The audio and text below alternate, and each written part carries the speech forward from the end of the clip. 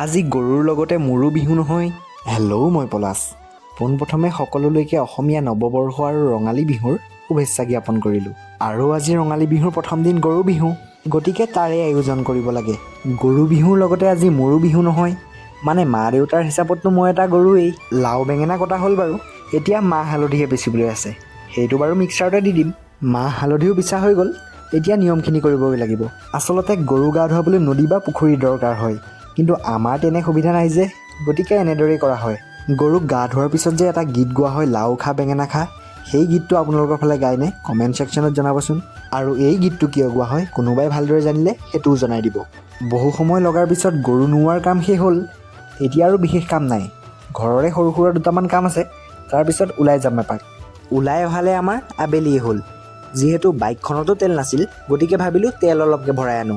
আৰু বিহুটো অলপ ঘূৰিব লাগিব নহয়। আমাৰ ইয়াতে তেলৰ দামো কম, পাৰ লিটাৰ 90 ৰুপিজ। তেল ভৰাই আহি ঘৰ পালোহি। আজিলৈ ভিডিঅ'টো ইয়াতে এণ্ড কৰিছোঁ। পুনৰ লগ পাম অন্য এটা ভিডিঅ'ৰ সৈতে। বাই।